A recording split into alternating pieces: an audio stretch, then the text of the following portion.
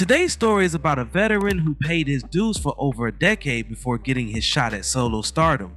This vocalist persevered through tragedy and addiction to emerge as one of soul music's great survivors, able to shine in the spotlight as a singer or behind the scenes as an instrumentalist and songwriter. This singer never got his due from pop audiences, but during the late 60s and much of the 70s, he was a consistent hitmaker on the R&B charts with a high standard of quality control. The centerpiece of today's video is all about Bobby Womack. Now before we start, let's be sure to leave a like on the video, subscribe to the channel, and push that notification bell to be sure you won't miss out on any more content. Now, without further ado, let's cue that intro.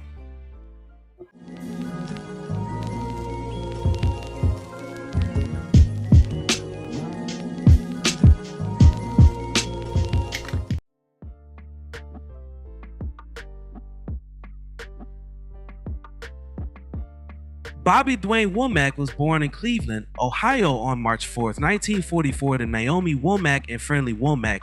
He's the third of 5 sons. Friendly Jr. and Curtis were Bobby's older brothers, and Harry and Cecil were his younger brothers.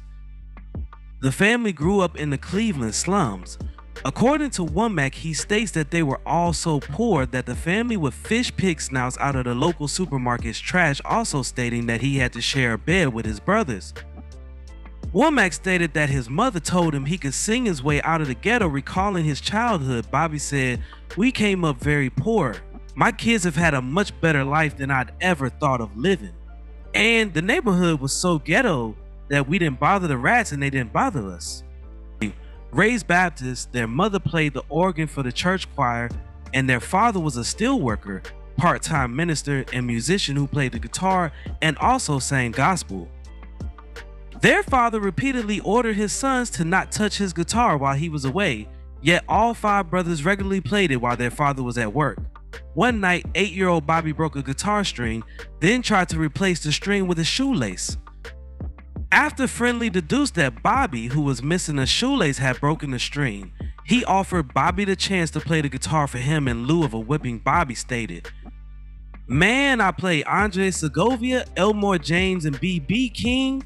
Even with one string short, I played classical music, soul, country, and western, and rock and roll. I played my ass off, every lick I knew, and then some I didn't. When I finished, Dad was in shock. He couldn't believe how good I had got, and he'd been real selfish holding on to that guitar for himself." Soon afterwards, Friendly bought guitars for all 5 of his sons. Because Bobby was left-handed, he flipped his guitar upside down to play, not knowing that the guitar could have been restrung to accommodate a left-handed player. In the early 50s, while still a child, Bobby joined his siblings to form the gospel quintet called the Womack Brothers. They were chosen to open a local show for the Soul Stirrers in 1953, where Bobby befriended lead singer Sam Cooke. Following this break, they toured the country as an opening act for numerous gospel groups. When Cooke formed his own SAR label, he recruited the Womack Brothers with an eye toward transforming them into a crossover R&B act. Learning that his sons were moving into secular music, Friendly Womack threw them out of the house, and Cooke wired them the money to buy a car and drive out to his Los Angeles offices. The Womack Brothers made several recordings for SAR over 1960 and 1961, including a few gospel sides, but Cooke soon convinced them to record R&B and renamed them the Valentinos. In 1962, they scored a top 10 hit on the R&B charts with Looking for a Love.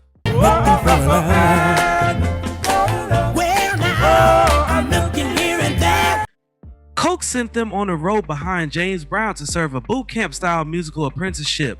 Bobby eventually joined Cooke's backing band as guitarist. The Valentinos' 1964 single, It's All Over Now, written by Bobby, was quickly covered by the Rolling Stones with Cooke's blessing, when it became the Stones' first UK #1 hit song. Womack suddenly found himself a rich man.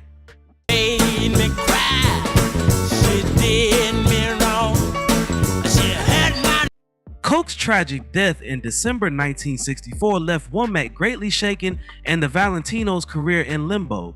Just 3 months later, Womack married Cook's widow, Barbara Campbell, which earned him tremendous ill will in the R&B community. Many viewed him as a shady opportunist looking to cash in on Cook's legacy, especially since Campbell was significantly older than Womack. According to Womack, he was initially motivated to look after Campbell in an unstable time, not to tarnish the memory of a beloved mentor. Regardless, Womack found himself unable to get his solo career rolling in the wake of the scandal singles For Chess, I Found a True Love, and Him Nothing You Can Do were avoided like the plague despite their quality.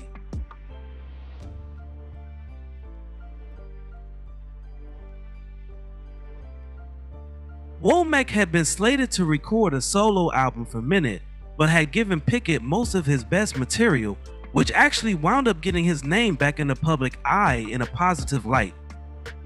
In 1968, he scored the first charting single of his solo career with What Is This? Somebody tell me, yeah, what is this now? I like it. And soon hit with a string of inventively reimagined pop covers. Fly Maine to the Moon,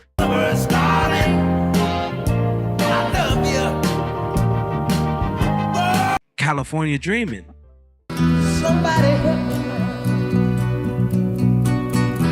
I wanna go somewhere and I Left My Heart in San Francisco. to San Francisco. A songwriting partnership with engineer Daryl Carter resulted in the R&B hits It's Gonna Rain, Guess I bit off more than I can chew. And I've been, How I Miss You Baby, baby, I wanna say sorry. and More Than I Can Stand. Baby, I've been too hung up on myself. A series of label absorptions bumped Womack up to United Artists in 1971, which proved to be the home of his greatest solo success.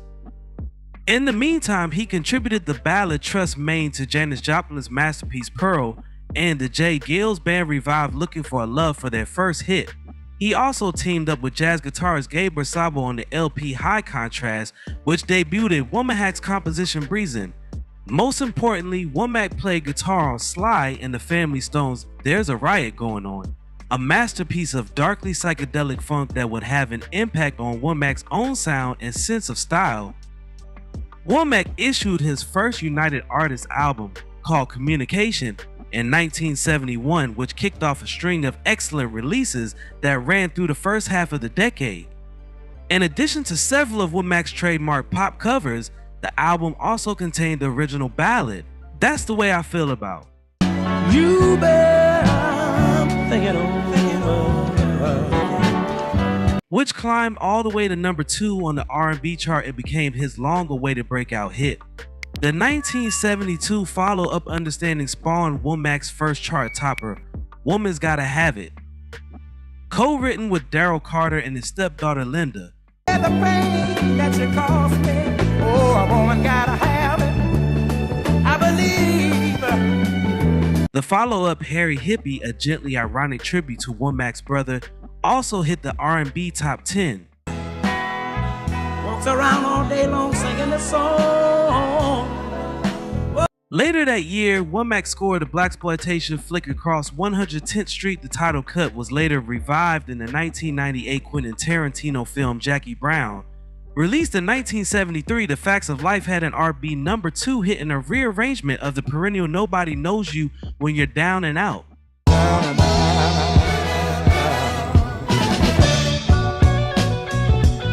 And the following year's Looking for a Love Again found Womack revisiting his Valentinos hit. The re-recorded Looking for a Love became his second number 1 R&B single and his only top 10 hit on the pop charts. I'm gonna find. I've got to find someone. Follow-up single You're Welcome, Stop On by made the R&B top 5. True love. I'm the one that's giving. Womack was by this time a seasoned veteran of the rock roll lifestyle, having befriended the likes of the Rolling Stones, the late Janis Joplin, and Sly Stone. After his brother Harry was unalived by a jealous girlfriend in 1974 in Bobby's own apartment, his drug usage began to take a more serious turn. Womack scored further R&B top 10 hits with 1975's Check It Out and 1976's Daylight, the latter of which seemed to indicate a longing for escape from the non-stop partying that often masked serious depression. Despite Womack's new marriage to Regina Banks, the song was a sign that things were coming to a head. Womack pushed United Artists into letting him do a full album of country music, something he'd always loved but which the label regarded as commercially inadvisable. They eventually relented, and when BW Goes CW met with predictably minimal response, UA palmed the increasingly difficult Womack off on Columbia. A pair of albums there failed to recapture his commercial momentum or reinvent him for the disco age, and he moved to Arista for 1979's Rose of Life, which appeared not long after the sudden death of his infant son.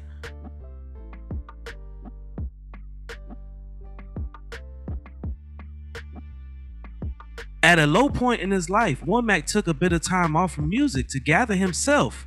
He appeared as a guest vocalist on jazz crusader Wilton Felder's 1980 solo album, Inherit the Wind, singing the hit title track, and subsequently signed with black entrepreneur Otis Smith's independent Beverly Glenn label.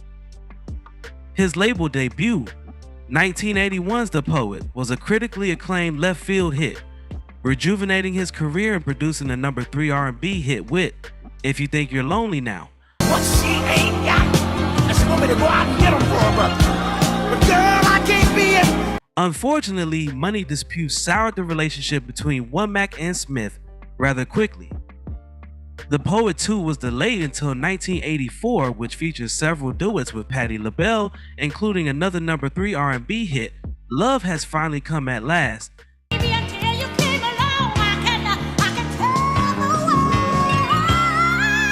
Beverly Glenn released a final LP code from Womack's previous sessions, Someday We'll All Be Free, in 1985, by which time the singer had already broken free and signed with MCA.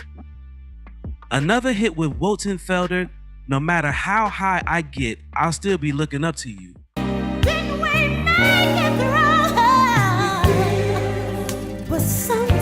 Appeared that year, and his label debut, So Many Rivers, produced a top 5 R&B hit, and I Wish He Didn't Trust Me So Much. Oh, I swear, oh, it's not my will. Released in 1986, Whoa Magic reunited Womack with Chips Moman, and he also backed the Rolling Stones on their remake of Harlem Shuffle. By the following year, he christened himself as The Last Soul Man, which proved to be his final recording for MCA.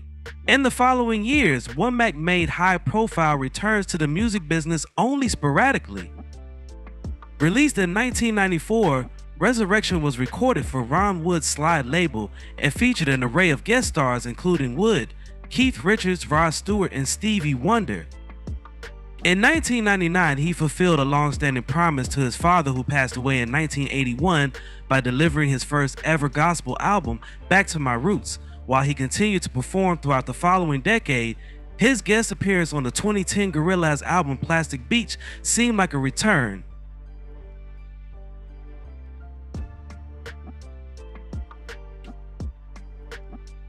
On February 26, 1965, just 77 days after Sam Cooke's death, Womack, who was just 20 years old, and Cooke's widow Barbara Cooke, who was 10 years his senior, attempted to marry at the Los Angeles County Courthouse. Womack wore one of Cooke's suits to the courthouse, and the media was present to record the event, but their application was rejected. According to the Los Angeles Sentinel, it was denied because Womack was under 21 years old and did not have his parents' permission to marry. They were finally married on March 5th, the day after his 21st birthday. Their marriage was considered a scandal by some in the music business, and Womack found himself ostracized in the soul music world. Womack's brothers turned against him, as did his audiences and disc jockeys. Cooke's family was also enraged. His brothers Charles and David Cooke allegedly broke Womack's jaw during an attack at a hotel in Chicago. Womack later claimed he initially went to Barbara's side to console her following Cooke's death, for fear that if she were left alone, she would do something crazy. In 1970, Womack and Barbara separated after she discovered he was having an affair with his 17-year-old stepdaughter Linda Cook. In the ensuing tussle, Barbara fired a gun at her husband and the bullet grazed his head. Their divorce was finalized in 1971. According to Womack, Linda never spoke to her mother again after that incident. Womack married his second wife, Evelyn Evans, when he was 29. She was also his personal secretary. On December 31st, 1975, Womack married his third wife, 19-year-old Regina Banks. Together they had 3 children. In the early 1990s, Regina left him and went to New York, and they later reconciled and remarried in 2013.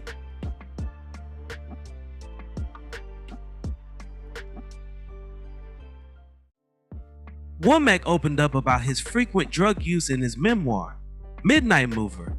Womack said he began using cocaine sometime in the late 1960s.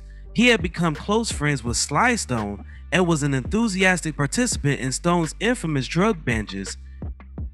Womack told Rolling Stone in 1984, "I was really off into the drugs, blowing as much coke as I could blow, and drinking, and smoking weed and taking pills. Doing that all day, staying up 7-8 days. Me and Sly Stone were running partners." In 1974, Womack experienced temporary blindness after he suffered a concussion from a blow to his head when he flipped backwards over an amplifier during a recording session.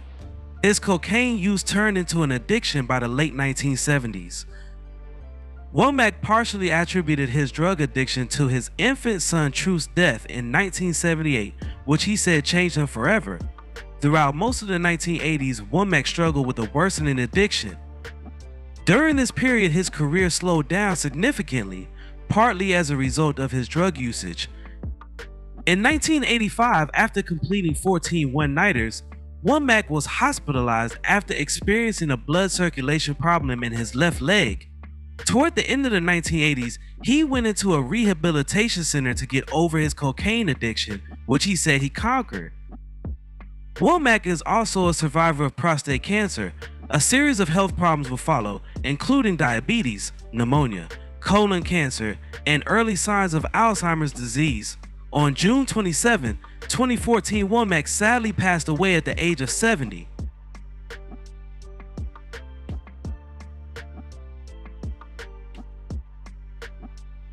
In 2009, Womack was inducted into the Rock and Roll Hall of Fame. However, his original vocal group, his brothers, the Valentinos, were not inducted with him. In 2011, Womack received his first Grammy nomination for Best Short Form Music Video for Stylo shared with Mos Def and Gorillaz. Now, before we go, I have a question for you all. What is your favorite song by Bobby Womack?